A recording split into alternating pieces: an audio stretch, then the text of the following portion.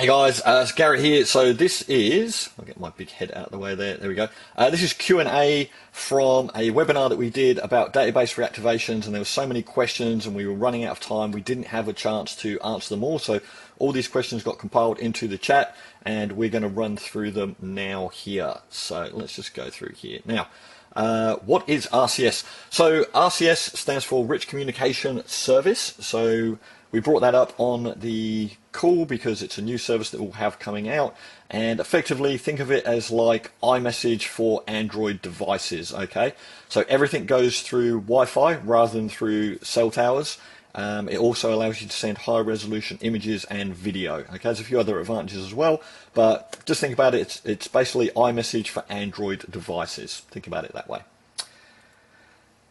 What happens if they answer? Okay, so this question is related to the fact that we were showing in our database reactivation strategy that you can use missed call text back as an option. Okay, so what happens if they answer? That does happen sometimes, and we've seen that happen with people in the US. So missed call text back, the idea behind that is that it rings the phone very quickly, drops the call, and then it rings back almost immediately, which forces it to go to voicemail, and then it drops a message in their voicemail, which is pre-recorded, and that's all just part of HighLevel. So if they answer, which can happen, and I know it's happened for people in the US a little bit, what you can do is just set up your voicemail so that instead of your voicemail that you're dropping that would say something like, hey, it's Gary here from MyCRMSim, I was just giving you a quick call to follow up on XYZ. I can't reach you, so I'm going to send you a text message instead. You can make that voicemail just say, hey, hello, can you hear me? Are you there? God damn it. Click and hang up. So if anyone answers, they're going to hear that, and then it just sounds like you can't actually hear them. So that's a really good little strategy that we teach people to use as well for their voicemail drop. Because that way, even if that does go to voicemail, and that is the voicemail that gets left as well, they still see the missed call from the mobile number, which we went through on the database reactivation on how to set that up. So it's a really cool little strategy there. What's this? Does the voice message cost 1 SMS credit, or does it depend on the length of the audio? So it doesn't cost an SMS credit. I actually am not 100% sure. I think it works on the... So you have the cost of the call through Twilio, and then it's an action through HighLevel. So I actually don't know exactly what the cost of dropping the voice message is, but it's just an action in HighLevel to send that through. So I think it might just cost you the cost of the call through Lead Connector or Twilio or the landline number that you're using. What do we got next here?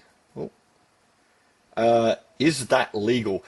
Is it legal? It is perfectly legal to text people from a mobile phone if you want to. We are using mobile phones, but as per our terms and the terms of our use is you should follow whatever the legal practices are for your country, state, or wherever you actually are. Okay.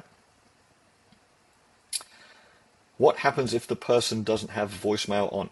Good question. If they don't have voicemail on, then it would just show as a missed call on their phone. So they'll see a missed call and then they'll get the text message afterwards. How do you set up the landline to come through as a mobile? All right, so that is a function in HighLevel. What I'll do, I'll pause this video quickly and then I will come back here.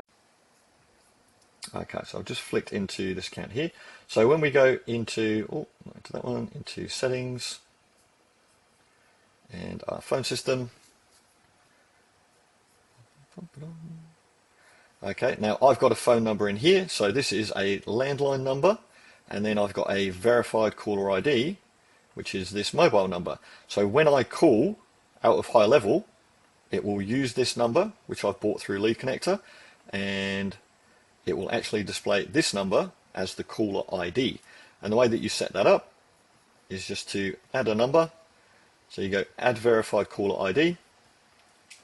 You put in the SIM card number, so the phone number of the device that you're going to use. You pop that in there. And then when you go to verify number, it will call. You'll get a call through HighLevel that say, hey, this is your verification ID. Another screen will have popped up here. You put in your verification ID. Your number is now in here. And then when you go to your phone numbers, you go here and edit configuration and advanced settings in here, bring your own number, and then you set it here to say, hey, I want to use this number as my verified caller ID. Now we have all this stuff as well, by the way. This is all in here. So this is all in here, how to set a verified caller ID. So we have videos and training on all that stuff in there in our knowledge base as well. All right, what do we got next? Are these through Twilio? No, not through Twilio. Everything runs through a SIM card. So through your iPhone, Android phone, WhatsApp, whatever it might be, we are not using Twilio. What if they call that number? How does that work with GHL? Yep, so good question. So I just showed that here quickly. So we've got this number here, and we are using this number to call out as part of our strategy, but we are using this mobile number, which is the SIM card for the device we're using to send text with. We're using that as the verified caller ID. So when they call back, they would be calling this number, all right, which is the mobile number. So what do you do in that case? Now, a couple of options is that you can set this number to redirect to your GHL number, and then the calls will come into HighLevel. Okay, that's one thing you can do. You can pick up the phone and simply answer it if someone calls. You could have a voicemail set up on this device that says, hey, thank you so much for calling. This number is used for SMS conversations only. If you would like to leave us a message, then please send us a text, or you can call our office on this number. Okay, so there's a couple of options that you've got in there again. And again, we've actually got all that stuff in here. So there's different options. We have missed call text back options as well, missed call text back for the landline. Just different options that you can do as well. So setting up call forwarding. So there's different options in here. So we've got tons and tons of different options. It depends on the use case and what you're actually going to do. Is it possible to buy a free call landline in GHL for Google Ads tracking? I assume from that means a 1-800 number, because we did this in Australia. Then yes, you can buy a 1-800 number in GHL. So you'd buy that through Lead Connector. What's the risk of using your own number? Yep, good question. So again, I'm going to refer to this. My number, I think. Let's put this in here. Can I use my existing number with my CRM SIM? So this is a good question. We say that you shouldn't use your own personal number or a number that's attached to the business and has been for some time, all right? The reason being, if you get it flagged, if you do something wrong, if you do a text blast accidentally and you burn that number that you've had for multiple years, and you know you lose your number or your client's number, especially your client's number, they're going to be very, very unhappy with you, all right? So we recommend using a separate number with our service, okay? In saying that, we have got hundreds of agencies and thousands of end users and many, many, many users that are using their existing number. My own personal number is attached to a HighLevel account, okay? So as long as you're careful and you only send normal messages, do normal activity, then you're okay. The problem comes that if you send out mass text messaging, basically, that's where you could end up in trouble. And if you're not doing that correctly and don't follow the steps that we do, then you could get it flagged and blocked. So we have that in here as well. So we want you to explain the risk clearly to your customer. If they want to use their existing number, do not go to your customer and just say, hey, cool, you can use this with your existing number. You'll be fine. Don't do that. Make sure they understand. And if they do use it, then only use it for conversational stuff, appointment reminders, small amounts of things. And if you do that, then we have a couple of things in here as well. So you can set this up. You can turn off whether you want contacts that are not in your HighLevel system to come in or not. So there's a bunch of things in here which will help them to turn off personal messages not coming into the CRM. And we also have a little sample contract clause as well. So you can use this clause if your client decides that they do want to use their personal number. Say, okay, we've told you all about it. We've told you what the risks are. So there's a sample clause here that you could use in your contract with your client. Say, hey, they understand the risks and they indemnify you if they use their own number. Okay, we just want to protect you guys as an agency, so you're not going out there going, yeah, no problem, you can use this, use your number. You can, you absolutely can, but with caution. Okay, so all right, have you seen any measurable difference in reply rates between iMessage and SMS? In the US, yes, very, very measurable, between 3 and 6 times increase in reply rates. We've got some case studies on our website here, I think. Let's just go to this. yeah, you'll see some case studies on here about iMessage. There's a couple there. I think we've got some more coming out as well. So this person here, their reply rate went from 5% to over 30% using iMessage. Okay, so there's another one here, and we've got some more coming in as well. So in the US, huge difference. In Australia, definitely seen some difference with some clients, but not as great as in the US. If it's in America, definitely big differences. What is the magic number to drip messages without getting flagged? There isn't a magic number. The max number, the maximum number we recommend is 1 per minute on SMS, on Android devices, or on WhatsApp. iMessage is lower. iMessage is maximum of 50 unique numbers per day. Again, if I go back to here, let me just flag this in here. So unlimited. So the rate limits in here. Okay, so maximum 1 per minute on SMS, iMessage maximum 50 unique numbers per day, WhatsApp maximum 1 per minute. But these numbers depend, the volume that you can send depends on how old the phone number is, like how many messages you've sent out on there, what's your reply rate, what are the type of messages you're sending out. There's a lot of things around that. So this is not something you will do out of the box with a brand new SIM card. You're not going to start sending that out straight away. So you need to warm up SIM cards, you need to get replies, you need to have conversations, and you need to be sending out varied text messages. You can't send the same message again and again and again. We've got snapshots and workflows to help you with that. We've got a chat bot, a custom GPT that will write the text messages for you. So yeah, it's not a magic number. There's a maximum number, but you have to work your way up to that and make sure you're having conversational dialogue with your messages. Why create RCS if iMessage returns are higher? Simply because RCS works on Android devices, iMessage works on iPhone devices. Can you explain iMessage versus SMS? Does iMessage require an iPhone or Mac connection? Okay, so yes, iMessage requires an iPhone and it requires a Mac device as well. So for iMessage, you must have an iPhone. The iPhone provides the phone number to your Mac so that you can run iMessage, and actually runs through a Mac. So you can either run that on a local machine you already have. A lot of people will buy a Mac Mini and they just set that up separately. You can set up multiple numbers on a Mac Mini. Again, we have all of this cool stuff in here. So iMessage specs. So we've got specs in here. So I think I did set up. No, I did set up, not specs. Specifications. That's the one I wanted. Okay, so we've got the specs in here.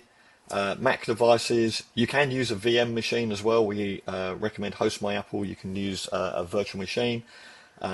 Once you've set these up, this is actually a picture here. If I just hit play on this quickly and then hit pause. All right, this is actually set up on my desk. Like next to me here, there's a couple of iPhones and a mini Mac. I've got a little UPS. Mac Mini, not a mini Mac. A little UPS. I've got some Android devices there. So that's the setup for iMessage. You can connect 4 iPhones to 1 Mac Mini. So that's what you need hardware-wise for an iMessage. But for SMS, then you just need the phone. Android device phone, that installs our app onto it, and that's the only thing that you need there. So a little bit of a difference. And then RCS, when that comes out, will only need the Android device as well. Okay, what do we got next? How difficult is it to set this up remotely for a client? Look, it's not that difficult. I think we'd actually have this question on the call. How difficult is it? It depends on your client to a degree. We all know that some clients are easier to work with than others. The actual setup process is very simple. Okay, it's a 5 to 10 minute setup process when you know how to do it. The first time you do it is about 30 to 60 minutes. We have got support docs in here. There's setup stages. There is a white label guide, which we are going to have to update. Actually, no, it's in install. Yep, white label. So we've got install instructions that you can share with a client here. So there's an instruction document here that you can copy. You can share that with a client. So we've got tons of stuff to help you. So specifically, how difficult is it to set up remotely for a client? I'm going to say it's easy because I know how to do it. I know we've got a lot of clients that have done it and done it easily. Your client could be the deciding factor in that question. Can clients set this up easily themselves with instructions? Yep. As I just covered off there, yep, clients can set it up. They can set up the phone and the device themselves. They do need you to help them to get it connected to their account, okay? In HighLevel, if I just go into here in settings and the provider, you have to pick our custom app in here, all right? Now, clients do not have access to this. Only agency admins have got access to that, so you're going to have to help them to get connected. So you will have to do that for them. If clients don't want to manage it, how do agencies handle multiple phones? Good question. So I'm going to refer back to our knowledge base here, because pretty much all of this is in there. So can I scale if I need to buy phones?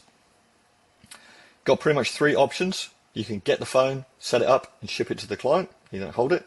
You can get the client to buy and set up the phone using our instructions, or you can hold the phone for select clients and charge them a premium to do so. Okay, so that's your 3 options basically on how to do it. How you actually sell that to a client is a different matter entirely. So one of our clients, Kel, who was on the webinar, he did a really good job with explaining it to clients. Said, hey, look, we've got this setup that we can do, and it will be fixed cost for SMS, so then you don't have the cost through Twilio and getting set up and all of those things, but you do need a phone and a SIM card to do it. Now, the phone costs $150 to buy, and a SIM card plan will be about $20 a month to get that. So if you would like to buy that, we'll tell you what phone to buy and we'll help you to get it set up, and we'll tell you what SIM card to buy and we'll help you get that set up as well. But if you want us to do it for you, we're going to charge you $500 for the phone, and we're going to charge you a $50 premium for the SIM plan as well. So which would you prefer to do? Would you like to buy it yourself and we'll help you get it set up? Or would you like us to buy it for you and pay us $500 and the extra fee for holding the device for you and the SIM card and everything? And 9 out of 10 clients that you spoke to said, oh, we'll buy it ourselves, we'll save the money. So just figure out how you actually want to sell that to clients, and then that's a really good way to actually do that. We actually have here a white label presentation as well. So there's a little presentation here that you can provide to clients to kind of explain this to them and go through all of that. So tons and tons of help in our support there. Where do you check your SMS reputation?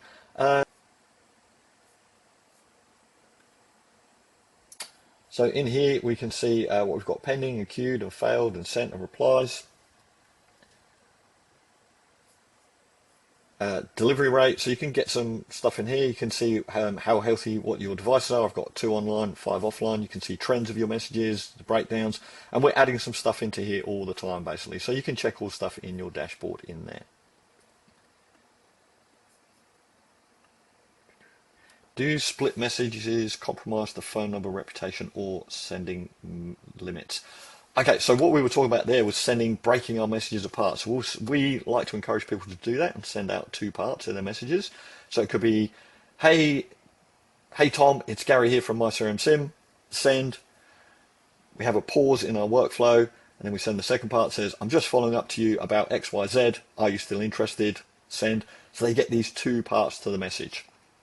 That's a really good way to send messages because it looks natural. That's the way that people text. They text with their thumbs and they text quickly. All right. So does it compromise the phone number reputation or sending limits? I've never seen any issue with that. If anything, I've seen it benefit because more people reply, and getting replies and conversation is what's really important because that increases the reputation of your phone. So you want conversations. That's what increases the reputation, and sending out these conversational style messages helps with that greatly. Has anyone used the internal GHL AI for SMS? Yes. Yep. We've got lots of clients that do that. They use the internal GHL AI for SMS. So you can use that. You can use CloseBot. We provide one as well. Anything where you've got a workflow or a webhook or a trigger, you can use any types of AI bots, but the internal one certainly works as well. How much does voice drop increase conversions or response rate? So if you do a voicemail drop before doing a database reactivation, we've seen roughly a 30% increase in reply rates when people have done that. So approximately 30% is the answer to that. Can we use the conversation bot inside GHL instead of CloseBot? Yes, you can. We recommend CloseBot. We use CloseBot. We think CloseBot is better at the end of the day. But yes, the GHL one will work instead, but we would recommend using CloseBot. Do SMS and iMessage run through the same CRM system? Yes, they do. Yep, everything runs through your HighLevel account. We also have webhooks and APIs, so they'll all run through there. Essentially, everything runs through our system, through your contacts, your sub accounts, your devices. Everything runs through here, and then you just connect that onto HighLevel or whatever else it is that you need to do. When are you doing SIP voice as well? We're not at the moment. We'll see how we go. We've got a lot of stuff to manage at the moment with texting. If texting from Australia to the US, what setup do you recommend? We just use an Australian number. Like personally, we just have the same number and we just send that out. That seems to be okay for us. We haven't split that up into two different numbers at the moment. I would definitely recommend using iMessage though if you're sending to from Australia to the US, because iMessage, they will reply to that much more than they will from SMS. We just use SMS at the moment because our volume is too high for iMessage. I would need too many iMessage devices for the volume that we're sending at the moment. But yeah, I would recommend getting an iPhone, using iMessage. You could use Tello. Tello is one provider. So if we look here, eSIM, get an eSIM for another country. So we've got instructions here. So Tello is the only provider for the US that I'm aware of where you can get a US number and activate it in the country. And we've got directions on how to do all of that here. So there's like a full instruction doc here on how to do all that. So you might want to try Tello if you want to use a US number with iMessage and then try that for the US.